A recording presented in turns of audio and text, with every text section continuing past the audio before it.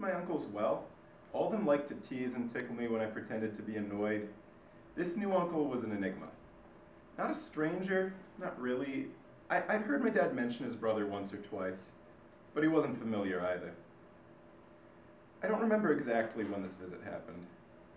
Long enough ago to that the boundaries of my memory are hazy like yellowed newspaper curling at the edges, or sepia-tone photograph with indistinct faces. But it must have been at least 5 or 6 to remember it as well as I do. The family waited on the sloping driveway to greet him. Katie, my sister, leaned against my mom.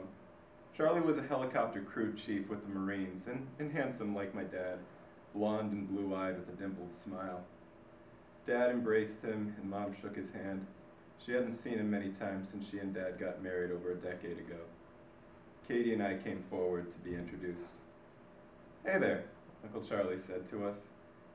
Anyone could see he was a little uncomfortable with kids. We weren't his first nieces, but we were the youngest, and he tugged at his ball cap a little, reminding me of my pawpaw. Mom and Dad stood outside with Charlie by his red car. They talked and caught up, glad that Charlie stopped by while he was off duty. Like most siblings, Dad and Charlie enjoyed trying to embarrass and one-up each other. Usually their stories cut off with Mom hissing, "Ed!" at my dad because Katie and I were young and impressionable. I don't remember the ending to this memory. Maybe the 5 of us went to dinner, or Charlie came inside to watch a Marshall football game with my dad. Maybe we drove to St. Albans to visit Mama and Papa, and Mama entertained Katie and me by playing red light, green light, and Mother May I on the cracked sidewalk. She'd stand on the porch and smoke a cigarette and watch us hop closer and closer at her instruction.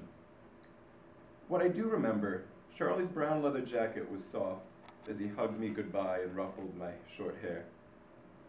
That leather under my cheek still feels as real to me as my hands on this keyboard. But that's a problem.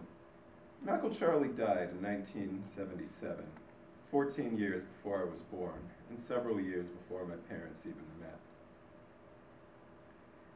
There are some things I've recently come to know about Charles Edward Morrison.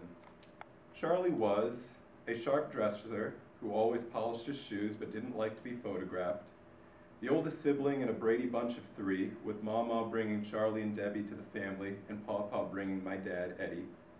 The first chair of saxophone and clarinet in high school band, he could repeat songs my ear, and my age, 21, when he died. Charlie knew how to play really good pranks on my Aunt Debbie with my dad's assistance, the road between Charleston and Houston, reviewed from a back seat loaded with everything his family owned, interesting words in Spanish that my dad also knows and is not allowed to teach me. They both picked up somewhere in southern Texas. To hoard his money, penny by penny. When the car broke down on a trip back to Texas, Charlie gave all of it away to Pawpaw to help with gas and repairing the clutch. Charlie had a Pepsi-Cola every morning, or all hell broke loose until he got one. A bicycle stolen from him at a convenience store. Papa drove the kids around the neighborhood projects when he got home from the steel mill, looking suspiciously at curbs and sagging porches for his son's bike. Dimples that accompanied rare smiles and curly hair. He never had a serious girlfriend, enough of being near nomadic by the time he was 17. Thank you.